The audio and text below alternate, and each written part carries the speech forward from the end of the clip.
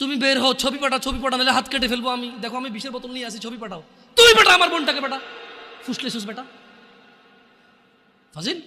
মেয়েরা খারাপ, মেয়েদের খারাপের কারণে দুনিয়া তুই কে রে? তুই কি মেয়েরা খারাপ? শোন, আমাদের গ্রামে প্রবাদ আছে, ধর্মীয় কথা না এটা। এখন যেটা বলছি এটা প্রবাদ, এটা ধর্মীয় কথা না।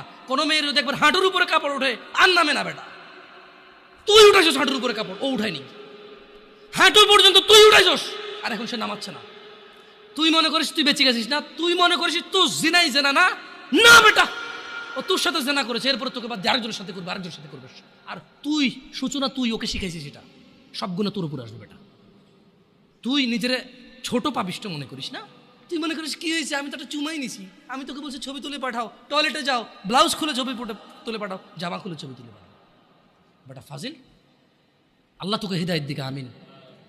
ভয় পা, আল্লাহকে ভয় পা। ছোট ভাই আমার, সবাই বুড়ো হয়ে মরে না, বহু মানুষ যৌবন্ত অবস্থায় মরে যায়।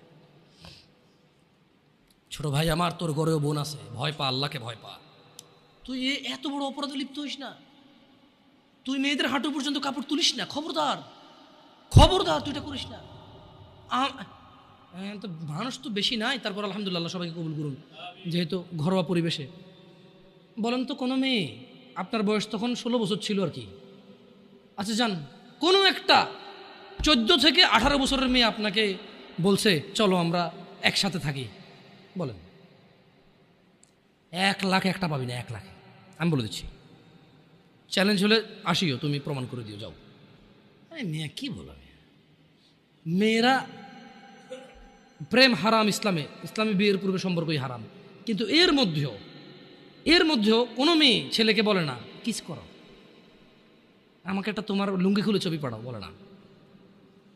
প্রত্যেকটা ছেলে বলে, এভরি সিঙ্গেল ছেলে বলে এটা। তো তোমরা এই অন্যায়টা করবা না। আর যদি তোমাদের মনে হয় যে না, তোমাদেরকে কোনো 16 বছরের 17 বছরের যুবতী মেয়ে বলছে যে মানে আজে বাজে অফার করছে, আমাকে বলিও। আমার ফেসবুক আইডি তো জানাই আছে না, আমাকে বলে ভাই এক আজব ঘটনা ঘটে গেছে ভাই, 16 বছরের মেয়ে আমাকে বলতেছে আজে বাজে কথা।